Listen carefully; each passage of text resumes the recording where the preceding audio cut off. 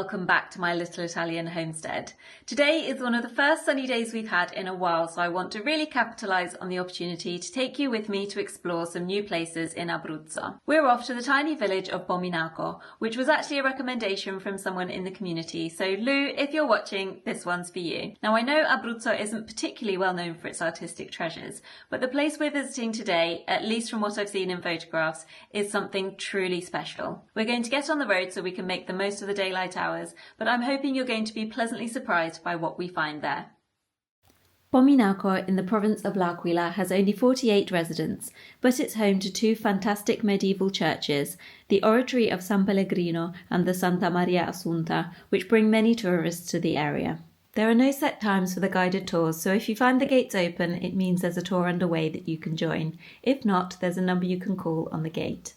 It is said that San Pellegrino, martyred in the 3rd century, was buried here, and around his tomb the first church was erected. According to legend, Charlemagne, who was passing through a nearby village, had a prophetic dream in which the saint appeared to him, inspiring him to make a generous donation to the Farfa monastery. It was thanks to these donations that the frescoes were created by various artisans. Che quando è stata affrescata questa chiesa, Giotto ancora non nasceva.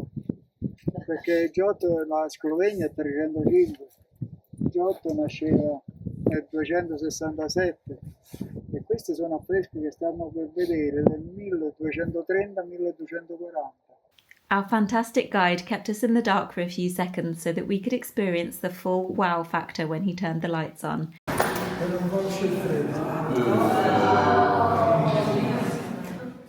The Oratory of San Pellegrino, often referred to as the Sistine Chapel of Abruzzo, dates back to the 13th century and is completely frescoed with biblical scenes ranging from the creation of the world to the Last Judgment.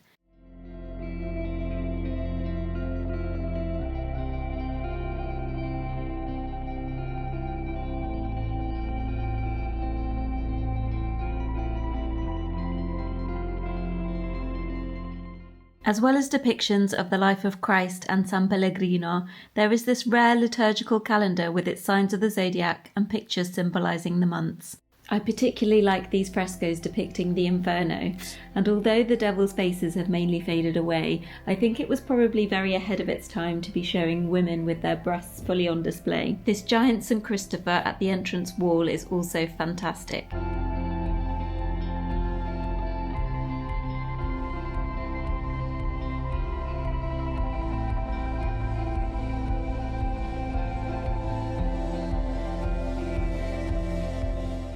Admiring these exquisite works of art, I can't help but consider why we don't create things of such high value anymore. Perhaps social media has in some way replaced religion, and some of our creativity has died with it. All I know is that we may be in an age of advanced technology and artificial intelligence, but for me, we truly are living in the dark ages in this respect. Next to the oratory stands the Church of Santa Maria Assunta, another masterpiece of Romanesque architecture.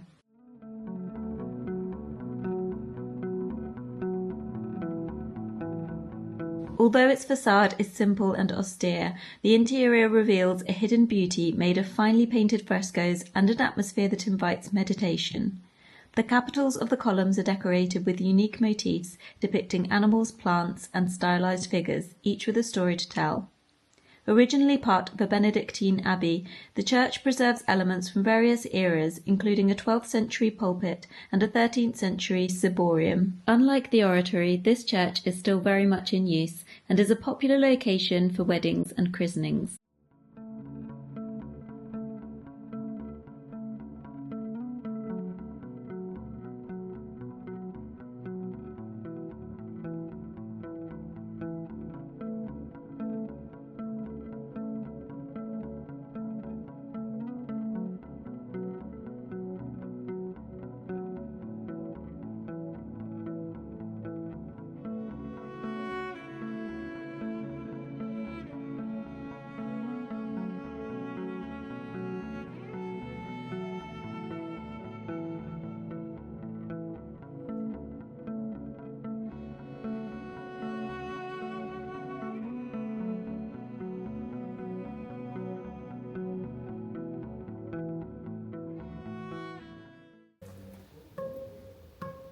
E dovunque si tocca, fai il dono. Sì. perché? Perché è vuoto dentro? Ma che vuole? La pietra che la si con la siringa.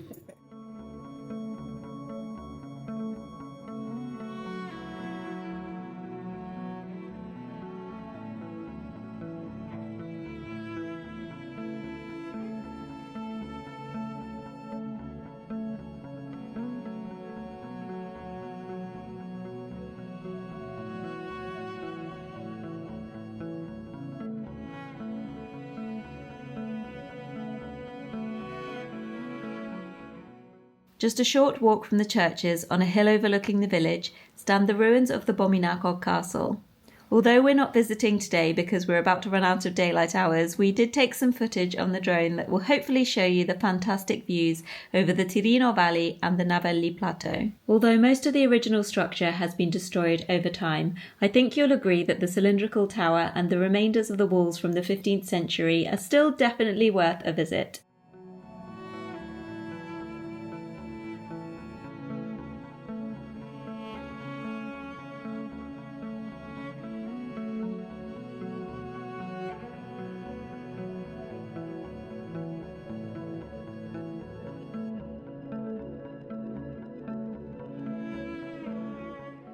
A short drive away is the Lago di Bominaco, a lake with crystal clear waters that I think would make the perfect picnic spot in spring and summer. I can also imagine that this place really shines in the autumn when the foliage and all its beautiful colours are reflected on the surface of the water.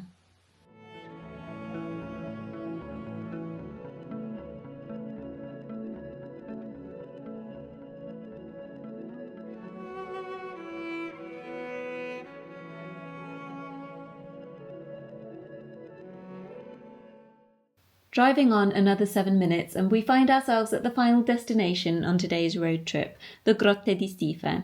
It's a series of caves and we've booked onto a tour that starts in around 10 minutes, so I'm hoping I'll be able to film as much as possible inside.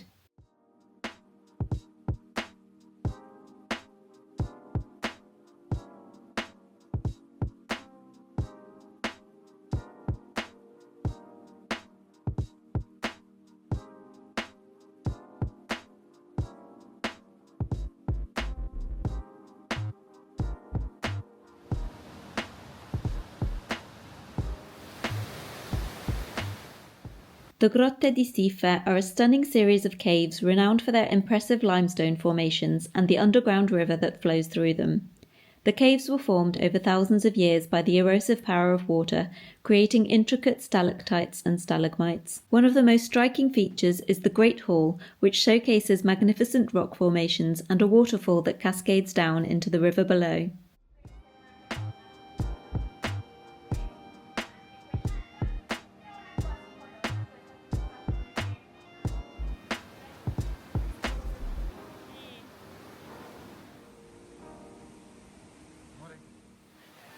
In addition to their natural beauty, the caves have historical significance, as they have been used since ancient times, both as a shelter and for religious purposes.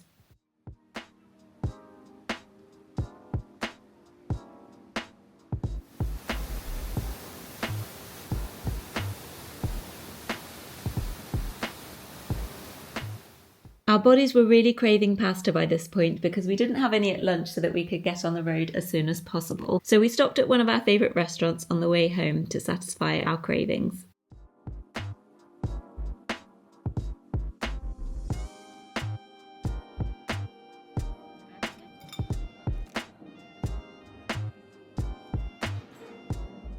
And then once we'd digested our food, it was time to just relax in the hot tub until bedtime.